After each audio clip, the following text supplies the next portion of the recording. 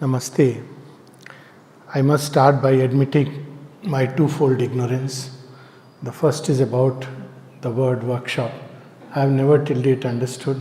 I know work, I know shop, but I don't know workshop. The first thing we learn in yoga is work seva. So I suppose high time we should change the term from workshop to work seva, because that is the path of yoga as we understand.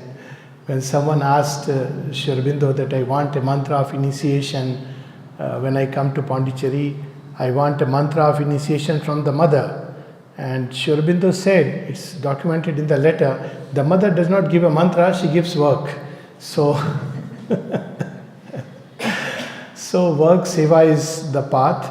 And the second ignorance, it's not maybe some other term, but how much ever we may speak about the yoga of Sri Aurobindo, how much ever we may speak about the mother and Sri Aurobindo, there will be always something which is unknown. You know, as the great saint has said, Sat, I'll translate in English, Sat samand ki masi karo, lekhni sab ban rahi, dharti to kagat karo, hari gun likhana jai. It's difficult even for Hindi speaking people to understand, so I must. Even if you make an ink out of all the 7 oceans, and if you use all the trees as pen, not by cutting them, but it's a metaphor, and you make the entire earth as paper, still all the qualities and manifestations of Hari cannot ever be expressed fully. So with this basic little bit of prelude, let me start again by narrating 2 experiences. Experiences are not only some big visions and auditions, they are there, but something else which is, you see, yoga is in everyday life, so always there is something to learn, and that makes life so beautiful. The moment we think, oh, I know it all, that means I have entered into the ditch of ignorance. So for the first time, yesterday, I used an equipment called a GPS. I know how it is used because wherever I go, everybody uses GPS. But for a change, because the driver who was carrying me didn't know, or for some reason it was not working, so I said, okay, there is a new thing to learn. So I used the GPS. And I learned 2 wonderful things about the GPS, and that's interesting about the yoga. So normally people say GPS is a wonderful guide, it will guide you and it will take you through the best route, shortest route. Now all that is true. It is so true even of yogic life that the divine takes us through routes. Sometimes we may think that is a better route, but that route is blocked. So we don't understand. So he takes us to another route. If we learn to trust him, so at times there was a issue that ultimately will go to the same route. I said, let's go by what the GPS is showing. But this is not what I learned. This is something which all of us are aware of.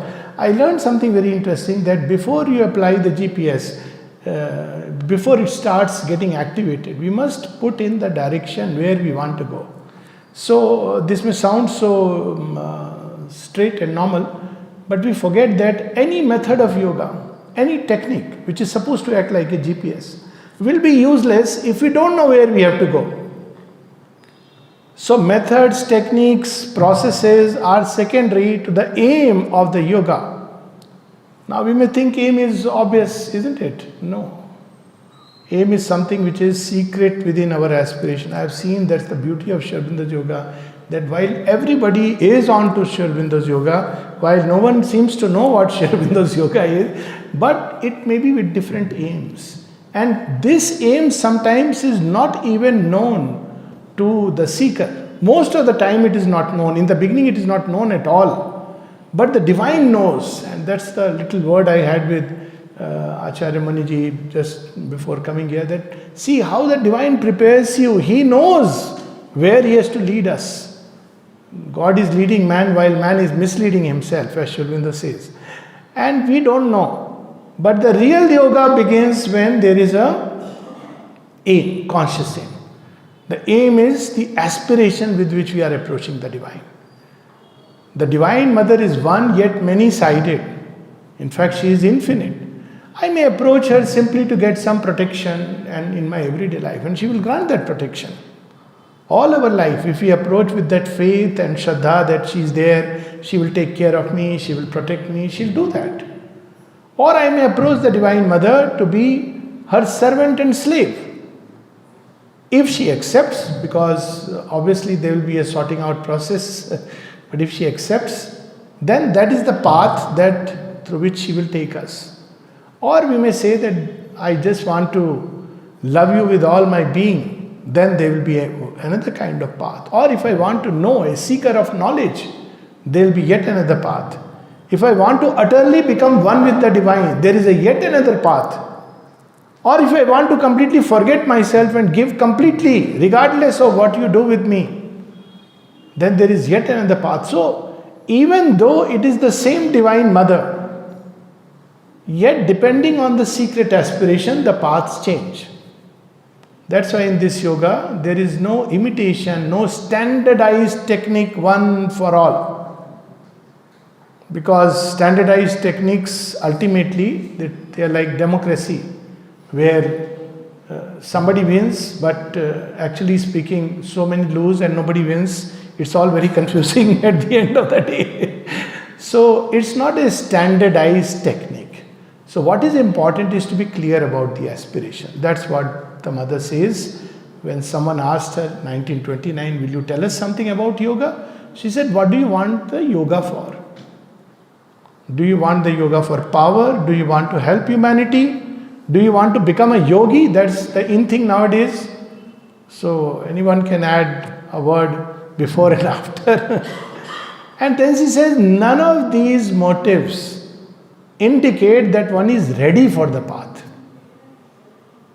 So it starts on a very different ground altogether. So she says, do you want the yoga, the divine, not even yoga, the word yoga is a process. Do you want the divine for the sake of the divine? For the joy of the divine. See, the word bhakti is not about, what is that, dhol majira, jumping and singing. That's okay, that may be an expression of a deep feeling.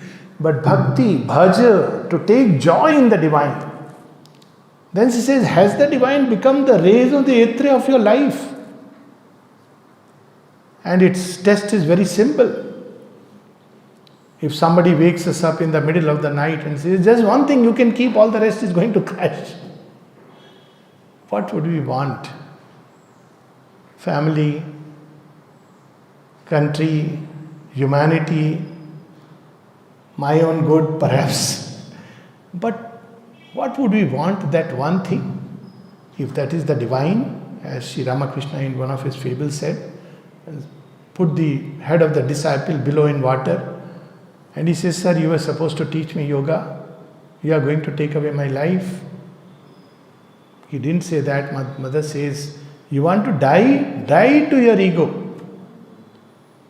He who is not ready to die is not ready for a new life. Because yoga is that oldest exchange offer. Give your old currency. What is the old currency? We value so much. Power, ambition, I don't know what else, money, physical, wife, children, whatever, currency. People live for just that. My bacha. Bacha flies off and he says, Tata, bye bye. Dad calls him and he says, Dad, I'm too busy with a meeting, whereas he's enjoying a party. Now, this is the old currency. I'm not saying that old currency was valueless, but it is often like a discredited check on Times Bank. So when we give it to the divine, the old, he gives us the new currency. New currency is like the digital currency. Original digital currency. It is not seen, not tangible, not visible. Yet it is the thing which is instant. So this is the currency of the divine. It's not that he will suddenly, you will see dhan dhane se bhara hua ghar or your child, all this. Okay. But the moment we become aware of the divine presence, I wouldn't even say that we carry the divine presence in our heart. The divine presence carries us.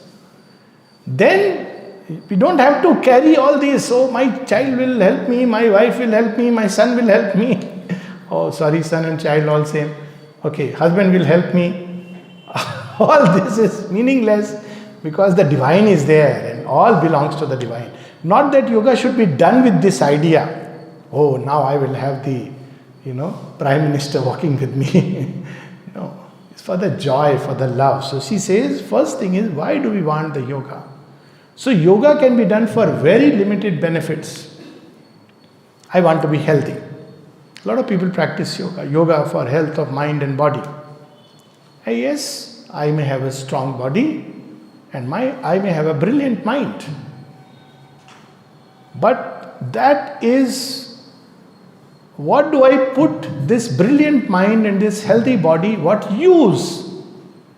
One may have all the powers in the world, but of what use? So Ravana also did yoga, Hiranyakashipu did yoga, Hiranyaksha did yoga, and we know where it led them to. But if yoga is done with the joy of service of the divine, for the sake of the divine, then we are on safe grounds. Otherwise, without the divine, nothing is secure. This is the first thing these are fundamentals of yoga. That if I have not put my goal, GPS is a useless machine. Goal is important. This may take time, but one has to be very clear. Nobody can tell. No one on world can tell us. We cannot read a book and say, this is my goal. This has to be felt deep inside. What is it that I want? And then we connect with the divine. Doesn't matter. It's not that this is low, higher. Each one, at this point, this may be what I believe. And it's fine. Start with the connection with the divine. That's how the Gita puts it. The 4 kinds of bhaktas. Artharthi. Then Jigyasu and Jnani. So there is a gradation. It's not that it is a taboo. Nothing is a taboo. Doesn't matter in whichever way we turn to the divine. As we take joy in the divine takes joy in us. So this is how the first lesson.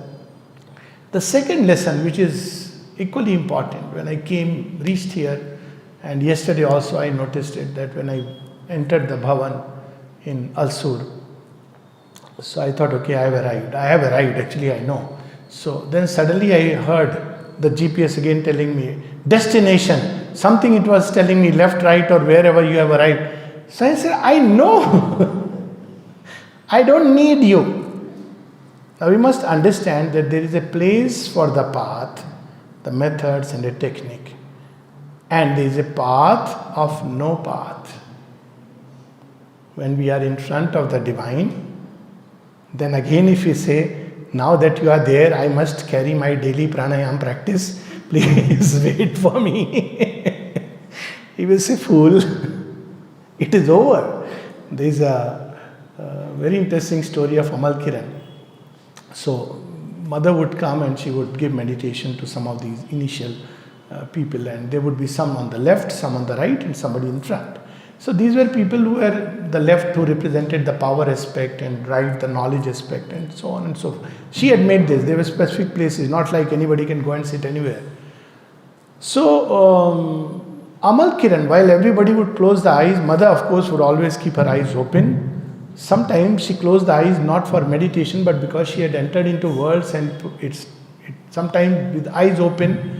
And Amal Kiran would keep his eyes open and keep looking at her. Sometimes he would even make some nice sketches subsequently with lot of fun in it. He would see people with closed eyes and drooping.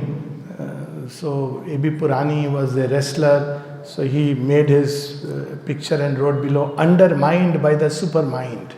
So there was a lot of joy. The approach to the divine is like that. It is not something very serious that I must stop smiling now, because on the contrary, it is ananda. We are going to the blissful and an increase in the natural joy of life. The divine is not a joyous nature. Yes, pleasures is a different thing. That too, because this pleasure is the, again, old scheme of nature, buy one pleasure, get two pain free. That is written in under small note. So that's why he said, no, wait, don't get into this shop. He's fooling you. It looks like a sale, but don't rush after this sale, because you will get it cheap and you will repent later on, leisurely. So, but the offer of the divine is satat joy, the state of inner felicity and peace. Tesham sukham saswati netaresham.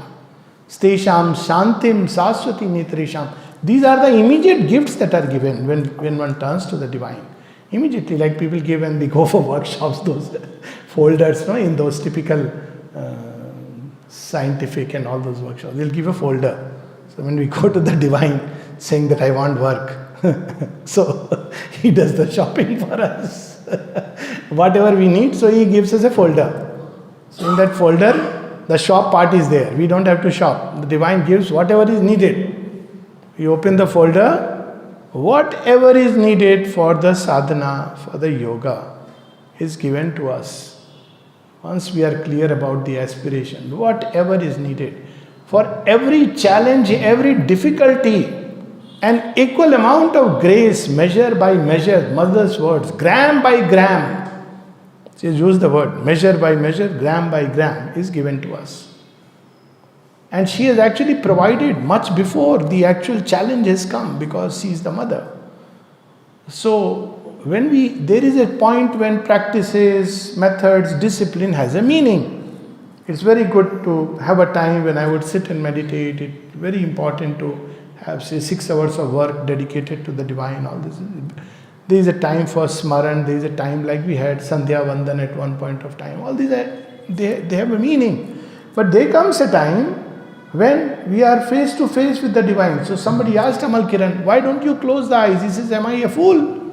She is right there in front of me. You want me to go inside? So there is this yoga.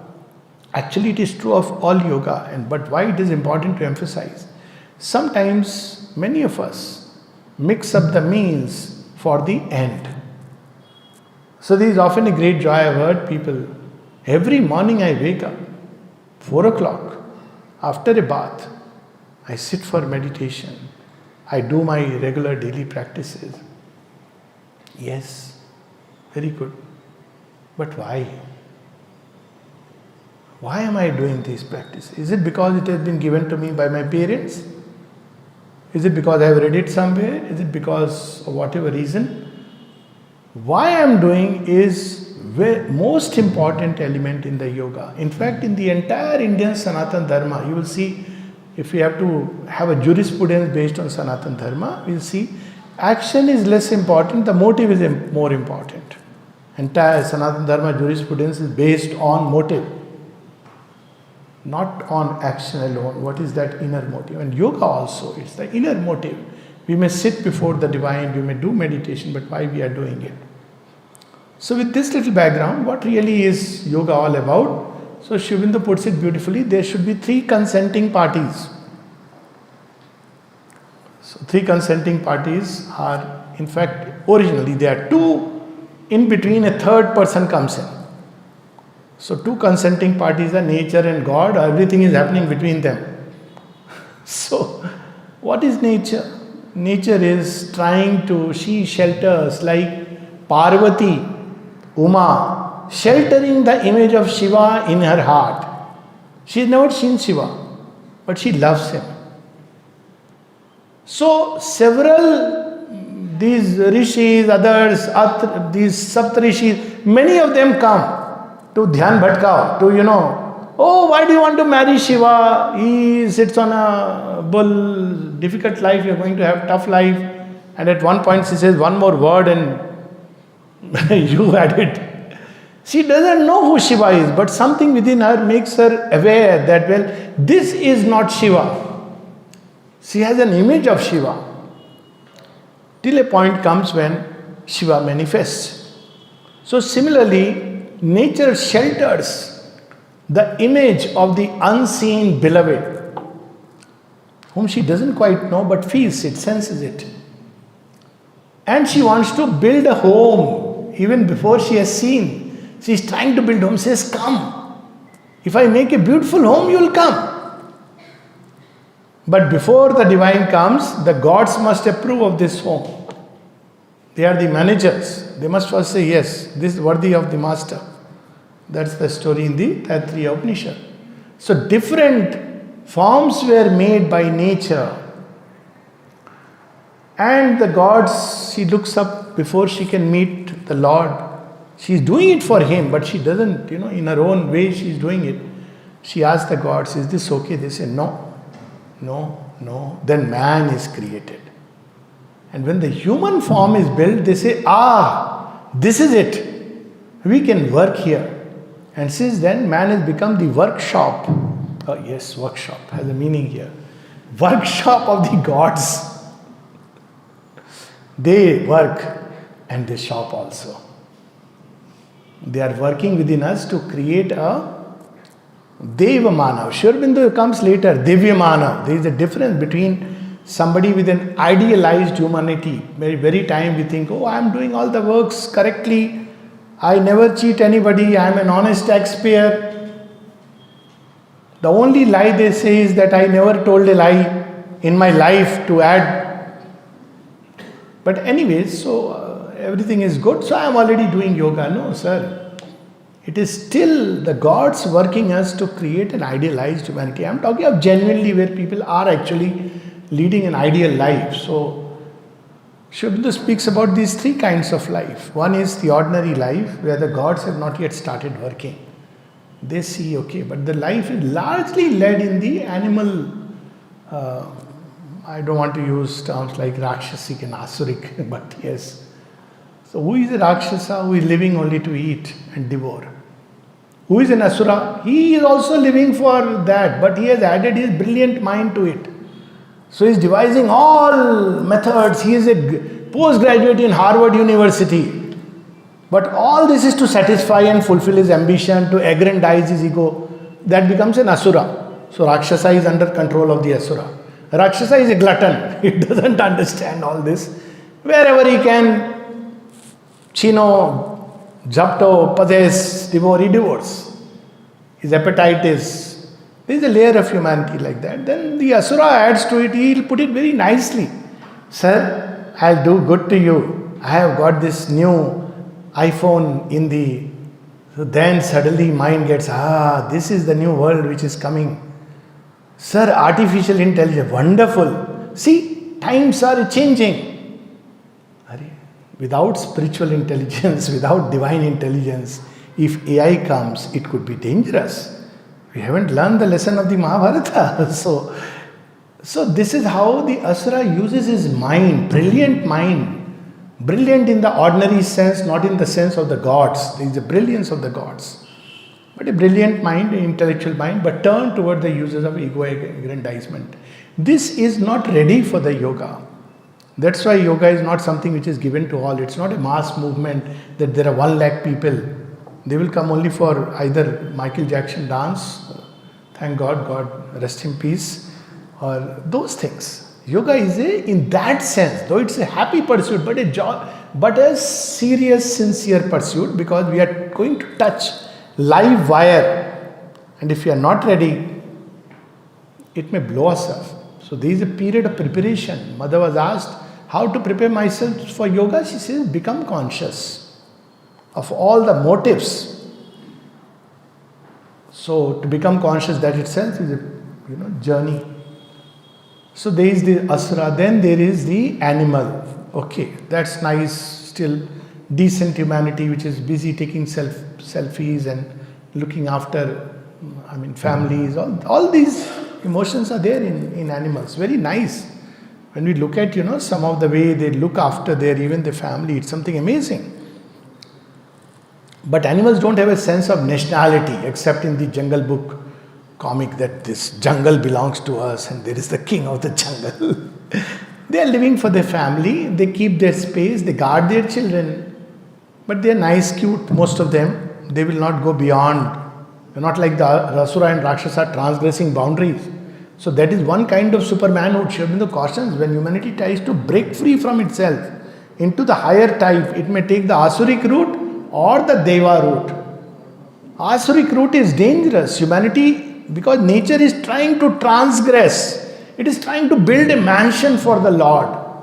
So in that process, sometimes when humanity must break free from its limits, because he is the limitless, but the breaking free may take place along the lines of the Asura. That is one kind of supermanhood, but a dangerous supermanhood. But the right is the gods. So then comes after this ordinary human life, but a human life which is led by certain moral, ethical, religious rules. It's a good life. Now the human being is becoming ready. He is living according to the customs, traditions. He is something for himself, family, something for the nation, something for God, something he does that, religious life, follows all the dictates within the religion, social life. So this is a good life as long as I don't thrust my religion on others and force convert, it's okay. But after this starts the spiritual life. Now spiritual life starts with seeking. One may be very religious, very moral, but not spiritual. Often the self-righteous do not take the spiritual leap, and Sri Ramakrishna explains it very beautifully. And we see this in the dilemma of Arjuna. When you have iron bonds, you want to break them. Then you have a silver bangle. It's nice, but maybe I can have the gold one. But when you have the gold one, this is very nice. Nobody wants to exchange a gold bangle for something which you don't know what it would be. So the self-righteous, the moral man, religious man, nice though they are, it's very difficult sometimes, because then you think this is the highest, and that's what we have till now felt, that is the highest.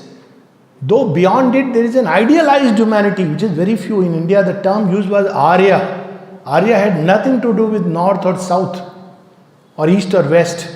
Arya was a type of humanity, the high idealized humanity which is living for dharma. And dharma was intrinsic, it is not a religious scripture. So that was the Arya. Up till this, the work had been done. Yet that is not the ultimate, so it collapses. Because even to live by dharma, one has to, because human beings are not yet prepared to live by, I am talking of the true dharma, not just the scriptural, but the true dharma, because it evolves as things evolve, change. Arjun had this dilemma: is it dharma to kill my own kith and kin in a gory war for the sake of land? This is dilemma. He is a man who has lived by dharma. Yudhishthira has a similar dilemma. So there Sri Krishna takes them into what really Ghano Karmano Gati, and what really is the Sukshma aspect of dharma. But that's a different subject altogether. Then comes spiritual life. So spiritual life begins when we want to go beyond the frames of humanness. There is something greater which I don't know, a greater wisdom, a knowledge, a truth, which is the basis of everything. The Upanishad says that. What does it mean when we read something from, let's say, Satyena Pantha Vitato Devyana Satyamev Jayate Nanritam? What is that truth which wins? It is not just my court case for sure. But there is some truth which wins, and it is so true. It has the last word. What truth is being spoken of there? So when there is a seeking for truth, when there is a seeking for someone who is there everywhere, whom I don't know. So this whom I don't know is so important. That's why the Upanishad says so beautifully that if you have the thought of it, you know it not. Because often we hear, someone recently sent a question, mother is everywhere, then what happened to the train accident? So I asked, first of all, is it your realization or is it you have read in a book? So you see the difference between converting. So that's how it is. The old currency note is, we have this, it is truth. In fact, it is the sole truth to a spiritual person that the Divine Mother is everywhere. But it has to be converted, otherwise it's like a check whose date you don't know. You go to the bank and he has not encashed it. So you can't carry check all the time. See, my dad has given me this check. But he say yes, but see carefully, he has not signed it yet. Why he has not signed? Because you are not yet yogya for it. You didn't notice, he gave you the check and you were very happy that I am carrying a big inheritance. You forgot in a hurry that he is a smart dad. He has not signed it. But giving the check is an assurance that he will sign it when you are ready. So this is a little bit for all the parents. Give the check. Don't give the last signature. Well, that's just by the way. So it's an assurance. So in yoga too, if there is an aspiration, it's an assurance already. So aspiration is a promise that whatever we aspire for has been granted. Very often people feel that uncertainty. Even if there is little faith, still this aspiration cannot come by any external means. That is why in India we don't have a system in Sanatana Dharma of converting from outside, because it's meaningless. True conversion is a conversion within. And this conversion is that suddenly in a human being something opens up and he says, no. He may be a happy person. Yoga is not pursued by, life is so difficult, dejected. God will say first, please be happy, huh? Don't come with, okay, we can go with a sad face, he will give us comfort. But yoga is done, it's a joy, because it's the greatest pursuit. Who won't be happy being enrolled in a work which is the greatest? It's the greatest adventure. In that spirit, yoga has to be approached. And then yes, one is ready for 100 things which may come. So once the aspiration is born, actually she is the one who has lit the aspiration. And if she has lit the aspiration, that means now she has signed the check. Sri Aurobindo says, then goal is sure. It may take less time, long time.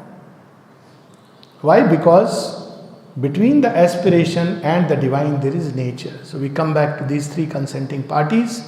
Nature is trying to build a house. With human beings, there is a possibility that yes, this house can house the Lord. But to house the Lord, human beings have to go through a process of evolution.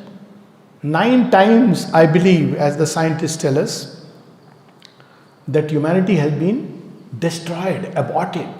Then this Homo sapiens erectus came into existence. 9 layers. Names are all there in biology. Cro-Magnon, Neanderthal, this man, that man, not Iron Man and Spider-Man, but all kinds of man before Homo sapiens erectus. Before this it's Homo sapiens. But then man stands erect. Look at the symbol. For the first time we can stand erect. Beneath the stars. We can look up to the skies. We can look straight in front. Not like the animal's eyes on the sides. This itself is a symbol, beautiful symbol. That's why the entire Kundalini, it can rise and meet the Lord through the Sahasrara. So man has been created in such a way that he can house God. So the purpose of yoga is to house the divine in this body. This is the first step of yoga. In a certain sense he is there. He is there as the veiled inhabitant. As Sri Aurobindo puts it, he is an incognito of the imperishable. He is inside and we want his identity card. So we keep asking him, are you Krishna? Are you Shiva? Are you this? Are you that? And then we have an idea. This is what Shiva is, this is what Krishna is. He doesn't carry such identity cards. He is like the Yaksha of Ken Upanishad, who comes unannounced on the threshold of our victory, and none can find him except through the grace of the Divine Mother. This is what we see in the story of Yaksha. I'm sure everybody knows that finally Indra goes, and Indra also cannot find him till he meets the Divine Mother Uma Hemvati, who says he is the eternal. So that's why we see in this yoga, it is through the mother, because it is she out of whom nature has come, and it is she out of whom the little guest inside, Para Prakriti Jiva Bhuta, the psychic being that has come.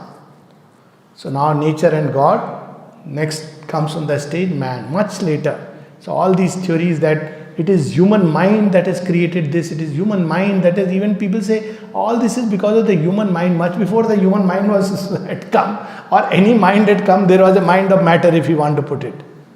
But these are all fantastic jugglery of the mind. Human beings come much later on the stage, but there is an immense importance, because in human being they are still products of nature.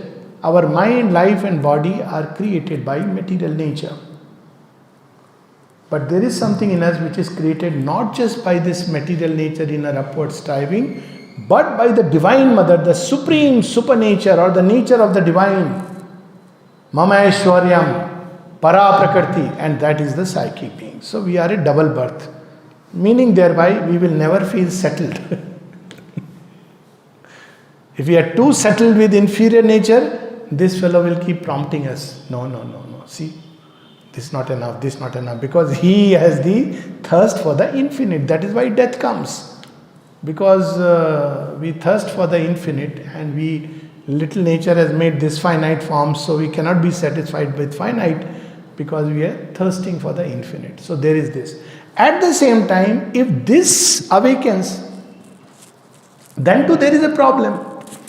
Because if this awakens, then there is other problem, and the problem is that this is not ready. When psychic being awakens and sees the mind, life, body making a fool of each other, then the psychic being also feels like that state of the teacher in the class who is putting her head and says, I have so many beautiful ideas, but my students are not willing to learn, listen or anything. They want to go do their life their own way, or like more correctly speaker in not only Indian Lok Sabha, every Lok Sabha. It's just that we people have been very happy showing all those images. Look at these European parliaments where they are literally fighting, trying to throw each other everywhere, because politics is like that. So this speaker is sitting, the only fellow who hardly speaks. Because the representatives of nature are speaking. Democracy. The average. And speaker is quietly listening. Only sometimes he says order. Up to when people can't listen, he says adjourned. Sign die. Nice word. So sometimes the psychic being says enough is enough. Sign die. And it says, I'm going up. I'll come back. Take a new body. Have re-elections, have a better parliament. So this journey goes on from life to life. So the other great truth about yoga is that while yoga is to compress the evolution in one lifetime, but there is a saving grace. Arjuna asked, very practical person, thanks to him. He says, Madhav, you are saying such fantastic things. For him it is the first time, no interpreter. So he says, but you know what, it's difficult. He says, yes, it's difficult, but not impossible. Then he says, Swalpamasya dharmasya, do a little bit of it. That will liberate you from much fear. Then he asks a very interesting question. He says, what if I cannot? Nature may not consent. You see, that's the beauty. Now man has been created with two double nature. There is on one side a part which is open to the divine supernature, and there is another which is inferior nature. Inferior nature is like the mother in ignorance. She wants to tie the child to the apron strings. When the child grows up and says, Mama, I want to go abroad and study. No. Gora mein humko le aayega and all that stuff, She's afraid. Or he may never come back. Gora mein is only a fear. She doesn't want, because she wants the child to stay near. So inferior nature doesn't let go. This is like story of Kritikas. They don't want the child to go and be given to Shiva and Parvati. So we all have this double parentage. One is the physical, mental, vital births, and the other is the spiritual birth. The spiritual birth was called in ancient terms as Dvij, initiation. So we didn't have baptism. Baptism is a meaningless thing. You are born and you, Shobinda puts it very humorously, that the priest muttered something and asked me some questions, and he didn't reply. He was a little baby child. He didn't know what to reply, and suddenly he says, oh, he is saved. And he puts it very humorously. But true baptism is that a time comes when something, mother uses the word second birth, new birth. Second birth is literally there in the Sanatana Dharma. She uses the word new birth, Dveja, twice born. When we discover that, well, my little mother, Diti, has formed mind, life, body to the best of her abilities. But there is now Aditi, she is my mother of all lives. And when we discover, then life changes. It grows beautiful. It does not mean discarding this mother. It means fulfilling this mother. So when a child goes away from the small home to gather wisdom, to gather wealth, as Sri Aurobindo says, travel abroad but come back to enrich your mother. Janani Janabhumi. So he enriches. She doesn't know that what are the other means, because she is living still in the framework of the old house, the well water. That's wonderful for her. So here also there is the double nature. One is of ignorance, which doesn't allow us to go. How does it not allow? Oh, don't go there, it is very dangerous, I have heard. So ignorance will tell us we don't know. All those who go to yoga, no, they become a little crazy. I'll show you to a psychiatrist. Better. No, do as others do. Heaven's call is rare, rarer the heart that heeds. Why? Because, you see, I don't know, you first do everything when you are retired. After 70, you pursue yoga, I will not stop you. You will not be there to stop. That's a different story altogether. So ignorance does not want to free us. So it tries every which way. Doubt, despair, desires, the several D's which will not allow us to go. How to go past them? By that one capital D, divine.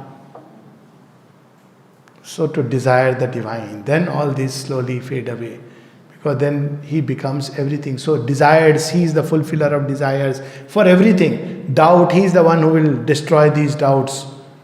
Despair, he is the one who will Vidyante Hirdagranthi Siddhanti Sarvasanshaya. He will scatter this. So human beings are meant to become the bridge between nature and the divine. These are the three consenting parties in any yoga. The human soul, which must seek the divine. If there is no seeking, any amount of effort practices have no meaning. We may sit in Padmasana or any asana or stand erect for 5 hours and do this posture, that posture, bolt straight 90 degree, whatever, fasting, hungry, but without seeking, without aspiration, there is no yoga. It's not that these are bad things. Better to sit in Padmasana for 2 hours than go out, hang out with those PUBG games. Much better. Keep you away from danger. But it's not yoga. Yoga begins with aspiration. So that is the human soul. There is no yoga without the divine. We may not use the word divine, but the greater self, whatever way. Otherwise, what are we doing yoga with? If there is no divine, then there is me and nature. That's the end of the story. That's how we see here in Western concept certain idea that, well, people call God, it's nothing but nature, because they cannot understand where does the ultimate impulsion in nature come from. This is a very fascinating subject. I don't want to get into it. What comes first? Will or the action? Psychologically we'll say will, but many times we act without will. But people have studied, gone into studying the neurons. Where does the will reside? It is the will that will trigger the neuronal pathways. Many times we have lent our will to desires. This is the problem. So we have become automatons in the hands of desires and habits. But we can reclaim it back and say, no. I know you have not led me to the right places. Now I hand over my will to the divine. It is very simple. Picking up from here, putting it there. The moment we hand over our will to the divine, then the divine starts controlling the switches. And nature begins to run into those grooves. Again, it takes time. But the process at one level is as simple as that. In any yoga, it is this. We have to take our allegiance from this nature to the divine. Transfer. Shubindu used the word transfer of allegiance. I owe my allegiance to the divine. He is the one whom I must please. He is the one whom I must make happy. It doesn't matter. Somebody will be happy, unhappy, any which way. Lead your whole life trying to make one person happy. At the end, the person will tell you, you know what?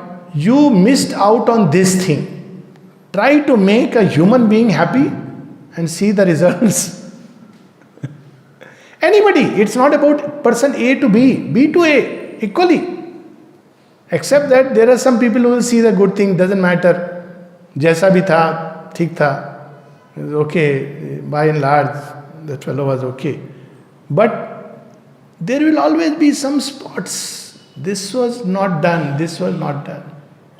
Whereas when you turn to the divine, he picks up those parts which have been opened. That's how the mother works. So this idea that I am fit and unfit have no meaning.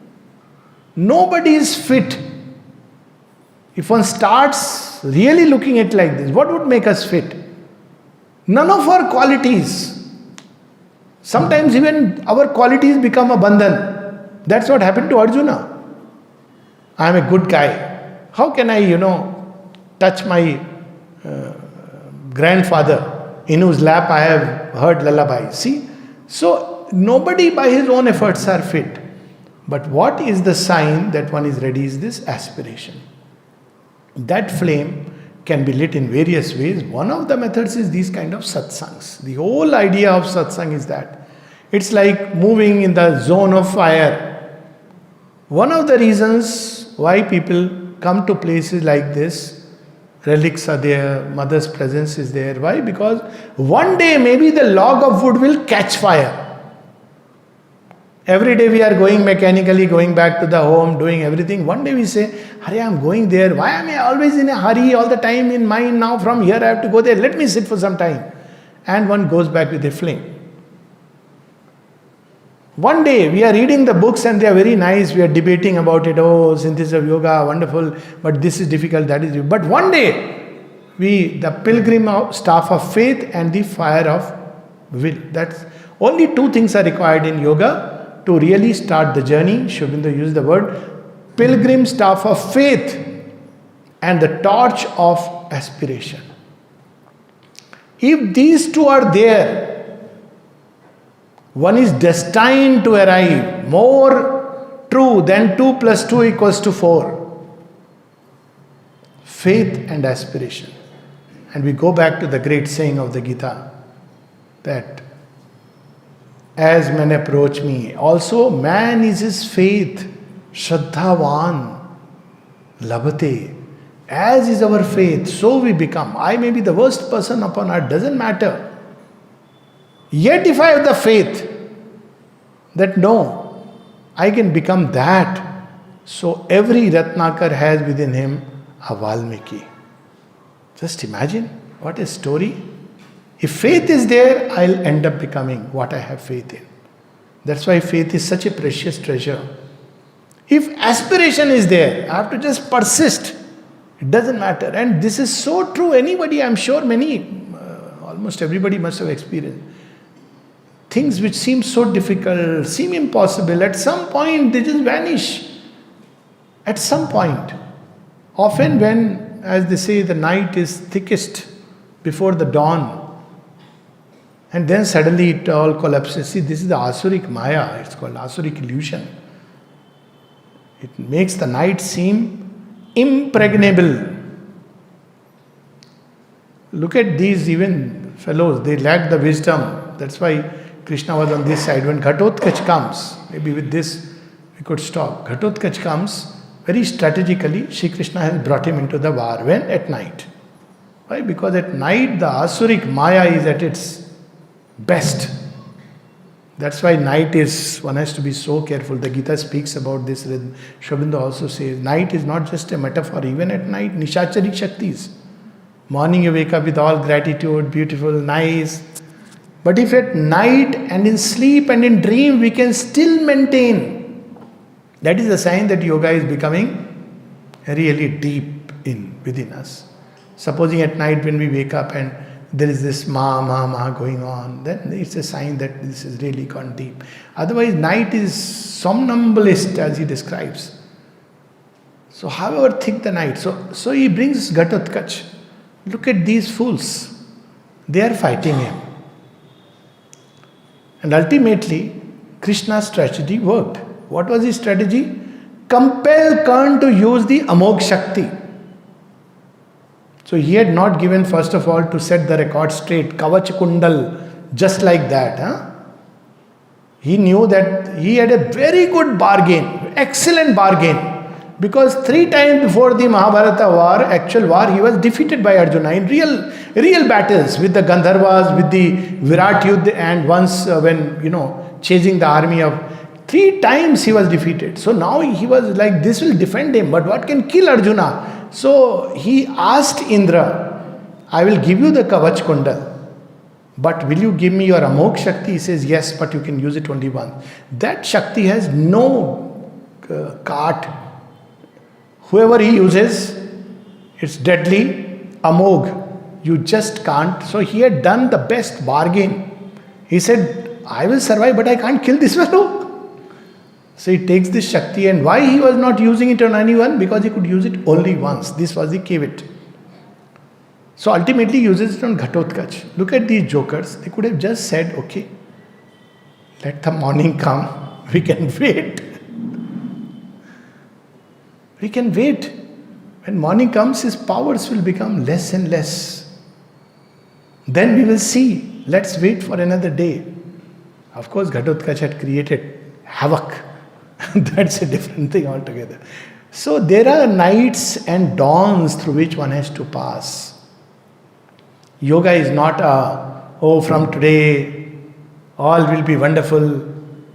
It will be wonderful, but in another way. And that yesterday I was saying, the wave rises up and the wave goes down, then rises up and goes down. So is our life. There are beautiful moments when we rise into, all is beautiful. Then we also come down. And much that we were rising on that crest crashes. We rise again and we fall again through cycles of birth and death. As Shri Krishna assures Arjuna, nothing is lost. This cannot be lost. But through all this rise and fall, the waves are moving forward. Because it's impelled by the ocean energy. Waves rise and fall and rise and fall. But which direction they are moving? In one direction.